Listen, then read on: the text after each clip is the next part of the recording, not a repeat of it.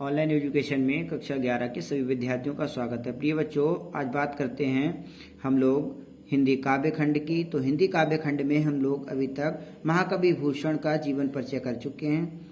महाकवि भूषण जो कि छत्रपति महाराज शिवाजी के दरबार में राष्ट्रकवि थे, जो कि वहाँ पर काव्य रचना किया करते थे और उन्हीं के दरबार में रहते थे।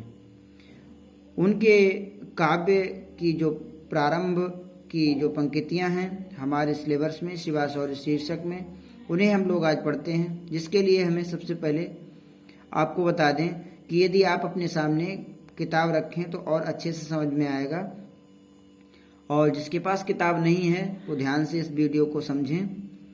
कल आप लोगों को इसकी व्याख्या कराएंगे, तो आज आप लोग इसे पाठ को पढ़ लीजिएगा। साजी चतुरंग सैन्य अंग में उमंग धरी, सरजा शिवाजी जंग जीतन चलत है। भूषण भनत नाद विहद नगारा के, नदी नद मद गैवरन के हलत है। ऐल फैल खैल भैल खलक में गैल गैल, गजन की ठैल पैल सैल उलसत है। तारा सो तरन धरी धारा से लगत जिमी, थारा परवारा पारवारा यो हलत है। देखिए बच्चों, यहाँ पर आप लोगों को ये पंक्तियां पुनः समझें इसे। साज चतुरंग सैन अंग में उमंग धरी, अपनी चतुरंगिनी सेना को सजाकर। चतुरंगिनी जो 4 प्रकार की सेना होती है, जैसे पैदल, हाथी, घोड़े और रथ।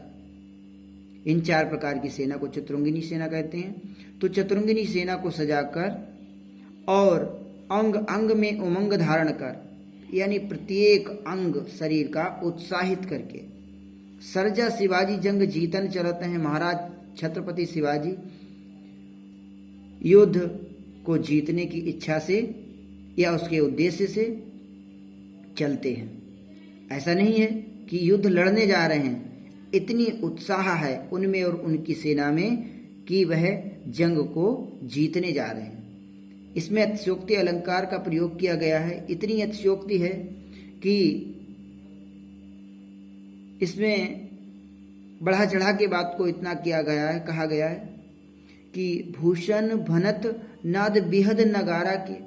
महाकवि भूषण जी कहते हैं कि उनके जो युद्ध का नगाड़ा है उसकी आवाज बहुत तेज है, जिसके कारण क्या हो रहा है, नदी नद मद गैवरन के हलत हैं। गैवरन हाथी, हाथी की जो कुंभ स्थल होता है, हाथी इतने मतवाले हो जाते हैं कि उनके कुंभ स्थल से मद बहने लगता है और उसे देखकर ऐसा लगता है कि नदियों में भी बाढ़ आ गई हो। आगे कहा है, ऐल फैल खैल भैल खलक में गैल गैल। ऐल फैल यानी भगदड़, खैल फैल खैल भैल मतलब दुनिया की गली गली में खलबली मचना। गैल गैल गलियों में, दुनिया की गलियों में खलबली मच गई, यानी सभी में भगदड़ मच गई। भगदड़ मच गई और खलबली मच गई हर गली में। किसके कारण? उनकी जो चतुरंगिनी सेना दौड़ रही है युद्ध क्षेत्र की ओर, उसे देखकर और उसे सुनकर क्या होने लगा कि खलबली मच गई और हर गली में भगदड़ मच गई। समझ गए? आगे कहा है, गजन की ठैल पैल सैल उलसत हैं। जो हाथी दौड़ रहे थे, गजन यानी हाथी जो दौड़ रहे थे, उनके पैरों से बड़े बड़े पहाड़ या पर्वत सैल उखड़ने लगते हैं या उखड़ जाते हैं। आगे कहा है, तारा सो तरन धूरी धारा में लगत जिमी।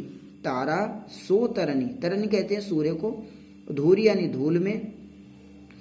जो सूर्य हैं वह धूल के उन हाथी घोड़े और पैदल सवारों के सभी और रथ के सभी के जो चलने से जो धूल उठती है उस धूल में जो सूर्य देव हैं वे लग रहे हैं, कैसे कि वे लग रहे हैं एक तारे की भांति। तारा इतना छोटा दूरी पर होता है इसलिए, लेकिन सूर्य देव हैं वह भी इस धूल के कारण ऐसा लग रहा है कि एक तारा के समान टिमटिमाते दिखाई दे रहे हैं। थारा पर पारा पार बारा यूं हलत है। समुद्र में, पारवारा कहते हैं समुद्र को, समुद्र में जो स्थल है वह ऐसा हिलता हुआ दिखाई दे रहा है जैसे कि थाली में रखा हुआ पारा हिल रहा हो। समझ रहे? आगे की पंक्तियां कही गई हैं। बाने फहराने घंटा गहराने घंटा घजन के, नाही ठहराने राबोराने देश देश के।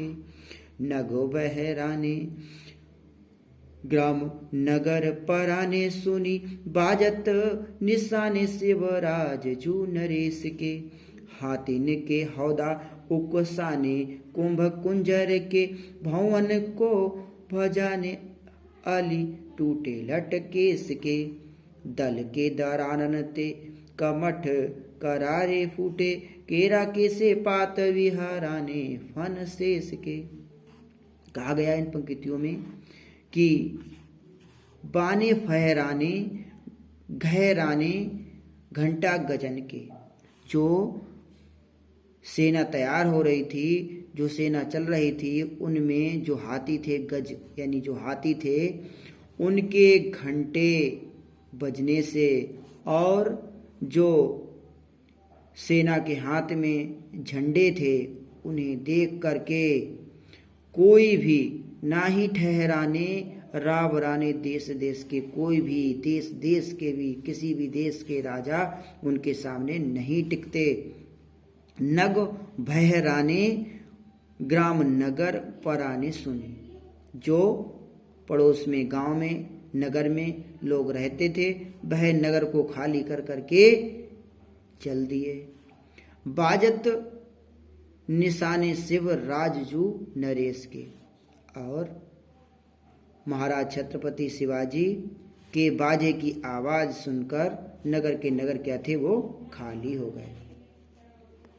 हाथिन के हौदा उकुसाने कुंभ कुंजर के, जो हाथी के ऊपर जो सवारी करने का की जो व्यवस्था होती है उसे हौदा कहते हैं।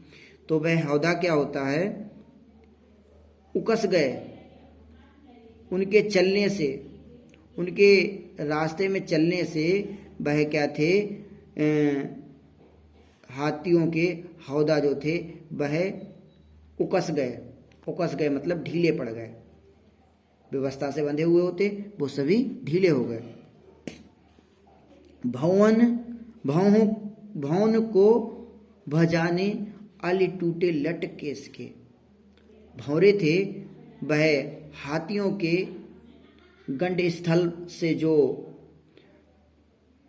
मद बह रहा था, तो वह वहाँ पर भौरे भिनभिना रहे थे। जो भौरे थे वह भिनभिना रहे थे, किस लिए कि वहाँ पर उनके लिए सुगंध प्रदान करने वाला मद बह रहा था।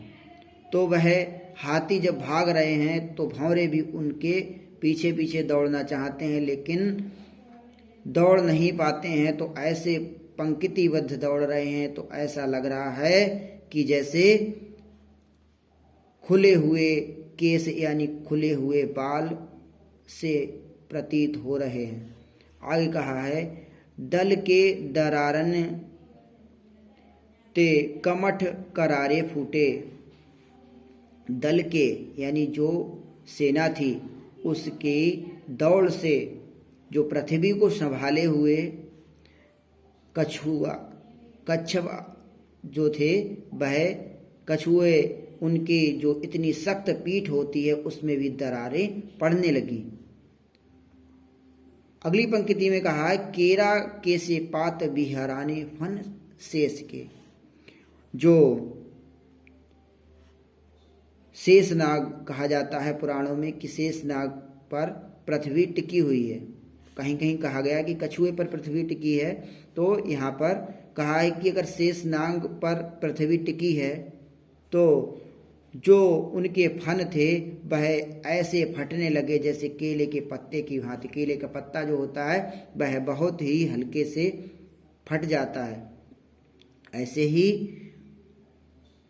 उनके जो दल दौड़ रहा है, जो सेना दौड़ रही है, तो उसके प्रभाव से पृथ्वी को संभाले हुए शेष उनके भी फन फटने लगते हैं। आज के लिए बस इतना ही, आप लोग इसे अवश्य समझें। धन्यवाद।